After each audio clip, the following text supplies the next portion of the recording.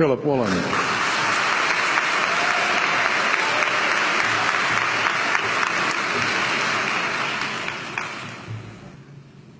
King Lear, late at night on the cliffs, asks the blind Earl of Gloucester, "How do you see the world?" And the blind man Gloucester replies, "I see it feelingly. And shouldn't we all?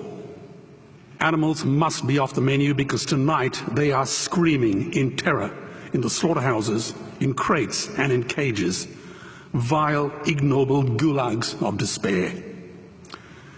You see, I heard the screams of my dying father as his body was ravaged by the cancer that killed him.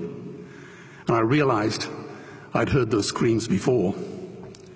In the slaughterhouse, their eyes stabbed out and their tendons slashed, on the cattle ships to the Middle East, and the dying mother wail as a harpoon explodes in her brain as she calls out to her calf. Their cries were the cries of my father. And I discovered that when we suffer as equals. And in their capacity to suffer, a dog is a pig, is a bear, is a boy. Meat today is the new asbestos, more murderous than tobacco. CO2, methane and nitrous oxide from the livestock industry are killing our oceans with acidic, hypoxic dead zones. 90% of small fish are ground up into pellets to feed to livestock. Vegetarian cows today are the world's largest ocean predators. The oceans are dying in our time. By 2048, all our fisheries will be dead, the lungs and the arteries of the earth.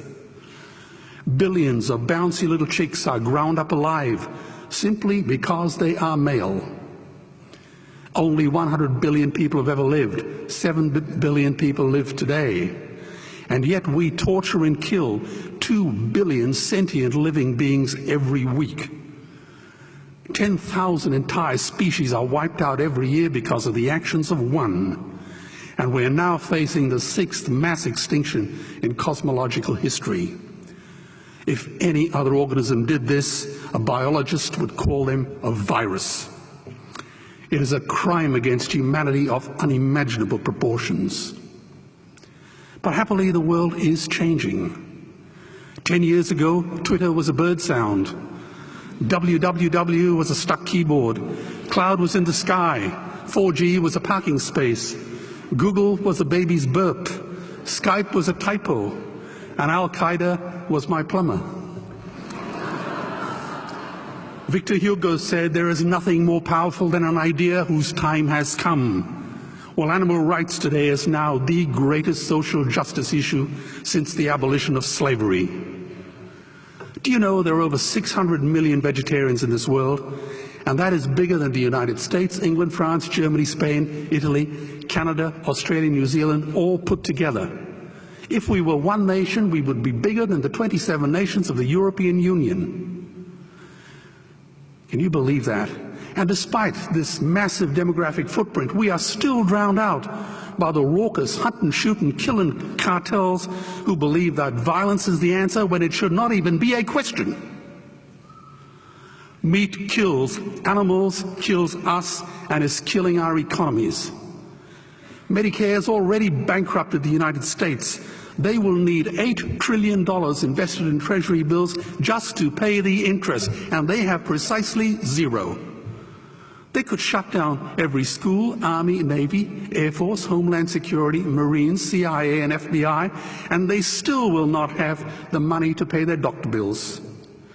And our Cornell and Harvard say that the optimum amount of meat in a healthy human diet is precisely zero.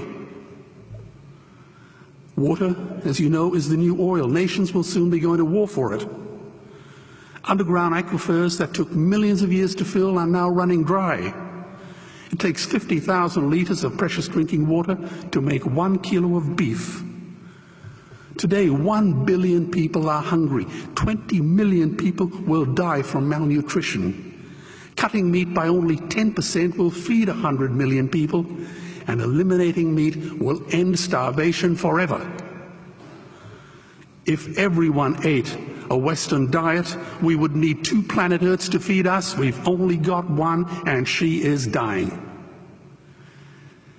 Greenhouse gas emissions from livestock is 50% greater than transport, as Peter said. Cars, trains, buses, ships, lorries, the whole lot. And as I travel around the world, I see poor countries who sell their grain to the West while their own children starve in their arms. And the West feeds it to livestock so we can eat a steak?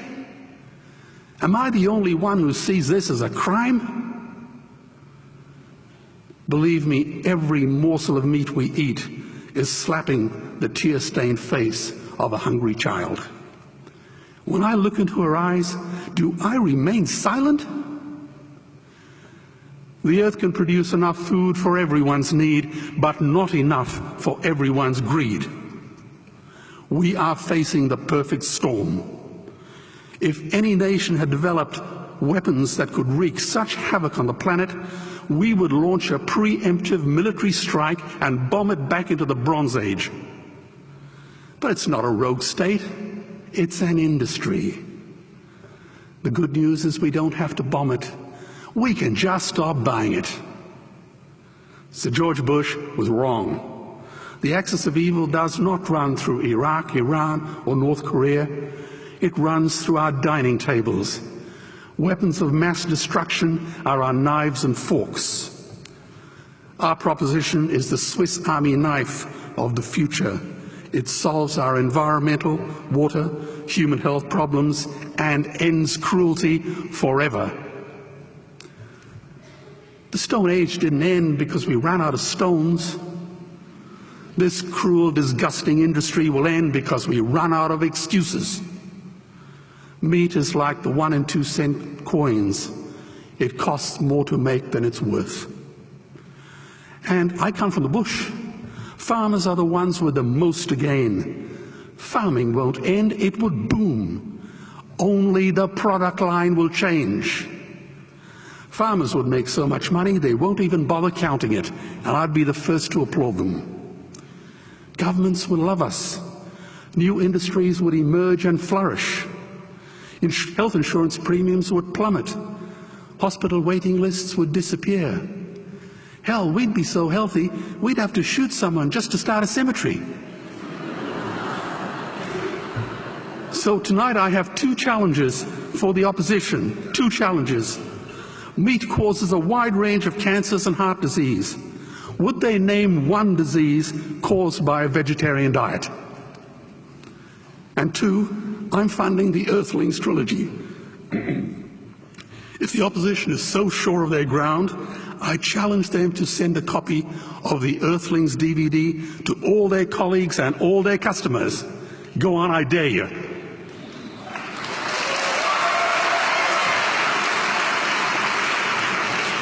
Animals are not just other species, they are other nations, and we murder them at our peril. The peace map is drawn on a menu. Peace is not just the absence of war, it is the presence of justice. Justice must be blind to race, color, religion, or species. If she's not blind, she will be a weapon of terror. And tonight, there is unimaginable terror in those ghastly Guantanamos we call factory farms or slaughterhouses. Believe me, if slaughterhouses had glass walls, we wouldn't be having this debate tonight. You see, I believe another world is possible. And on a quiet night, I can hear her breathing. Let's get animals off the menu and out of these torture chambers. Please vote tonight for those who have no voice. Thank you.